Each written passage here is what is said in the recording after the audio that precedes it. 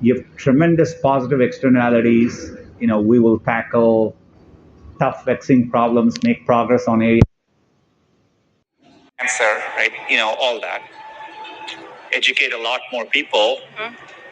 As part of that, there could be job displacement. I mean, those are serious concerns. So as a society, you have to think about how do you reskill people? What are new social safety nets that you would need?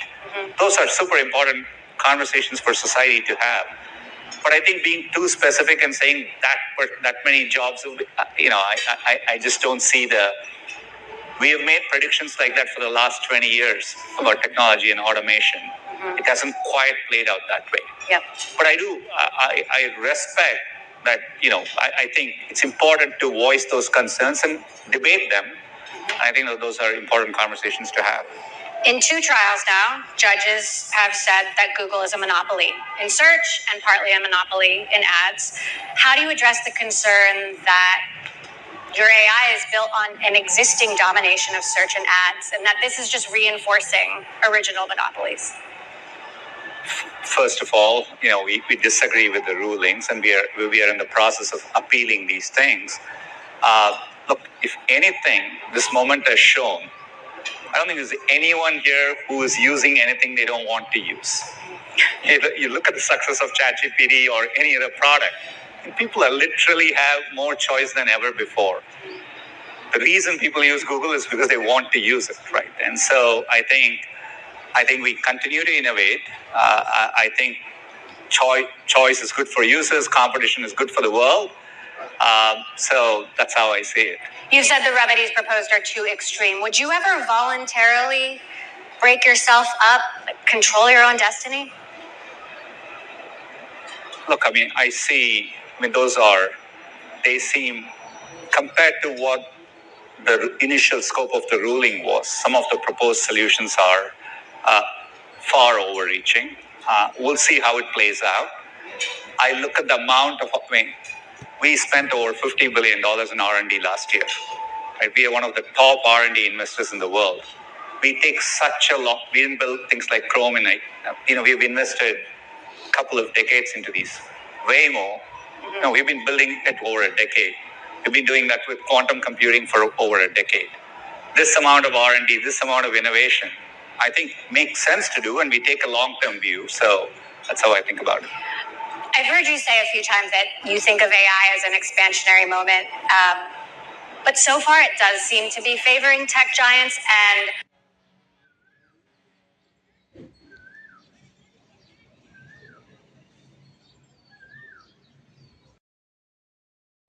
and enormous amounts of capital.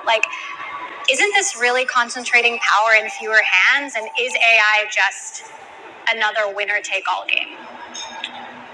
Look, I think there are, I'm confident there is a company that's going to be created with AI, just like when the internet happened. Many years after the internet happened, Google didn't exist.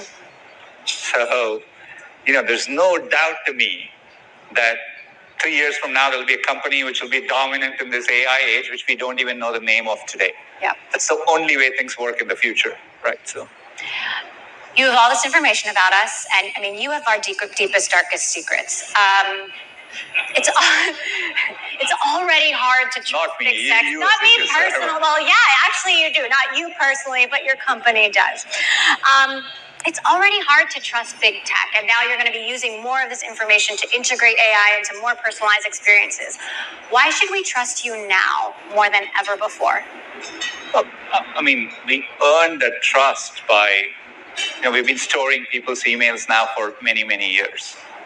But we've handled that content responsibly, right? I hope. We protect it from bad actors. We fight against unwarranted requests. So I think more than any other company, I think we've taken, this is a responsibility. People trust us in those moments. And we are only evolving the products in the way people are telling us, with their feedback. Look, the biggest thing people ask with Gemini and Gmail is, why can't it write more like me? Right? It's an ask which we are responding to. Google's rolling out Gemini to kids. I mean, I've got enough on my plate parenting with more screen time and social media. Are our kids' best friends going to be chatbots? Before, data was just information. No. It's the start of everything. From blue. Discomfort with new technology. I don't know, like when online dating first came, people would ask questions like, are you really going to meet someone online? And so people adapt to these things. Will people comfortably, naturally interact with AI in their lives in the future? Yes. We are seeing it empirically in terms of how people are using them. Like I see people coming to Gemini asking questions like, at an aggregate, we see questions like how should I prepare for this interview? They're talking as if it's a companion. So we do see evidence of that. Well, what about kids? Like Gemini for kids? With kids, just like today when we design YouTube for kids, we design it with a different set of guardrails. And so for kids, I think you would scope it down to those appropriate experiences, obviously. You just unveiled VO3, which we were talking. I mean, it is mind blowing seeing these super, super lifelike videos, but it is also really scary. Is this the end of truth as we know it? I think this is part of the role when you asked. I think this is part of the value proposition. This is why people will come to places like Google because they're trying to ascertain what's reality, right? And this is not. And I do think we are going to evolve new norms around, for example, with VO, we are watermarking videos. They are built with synth ID, so people can detect that they were generated with VO. You can upload any video to Google and ask about this, any image to Google, ask about this image, and it will tell you if it was generated by VO3. We built a synth ID detector for researchers and journalists. So, all these things are going to evolve in parallel. Down the line, we will need regulations, maybe, to say something which is a true deep fake.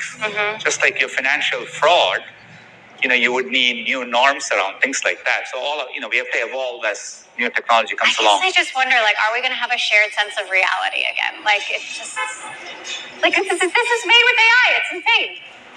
I think so. I think humans, as humanity, we would value that shared sense of reality. And so you would value human experiences even more in the future, right? That's how I think about it. YouTube is arguably the most influential media platform in the world now. I mean, it is a political force. It's a cultural force. Our kids are learning there. All kids think they want to be creators. 75% of teenagers, I believe, say they're watching it every single day. I'm a mom, you're a dad.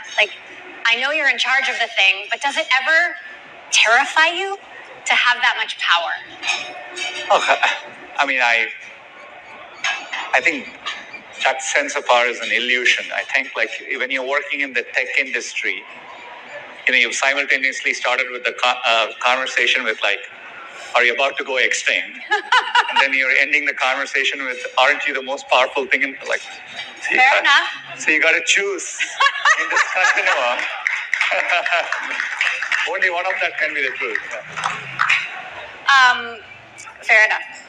I'm curious about your approach to the Trump administration. You were front and center at the inauguration. Google has rolled back some of its DEI policies. Did you compromise on something that you believe in? Look, first of all, we are one of the leading American companies, global companies. In this particular moment, with the point of inflection around AI, I do think the next few years are critical from many aspects. So we are committed to engaging. We did that with the first Trump administration. We are committed to doing that. Look, around the world, we comply with laws and regulations in all the countries we operate in. Doesn't mean we agree with every aspect of everything, right? But as a company, we do have our set of values, and so we are committed to them as well. So I think, for example, as a company, I think we are committed to making sure we develop AI in a way that protects the planet. That's an important value for us, and you've seen us prioritize efforts around renewable energy. So we'll continue doing those things. But I think it's important that as a company we engage. There are many people in the administration, particularly around critical energy needs, critical infrastructure. These are all important areas we want to work together on. When you were on the circuit last year, we spoke about the criticisms, that Google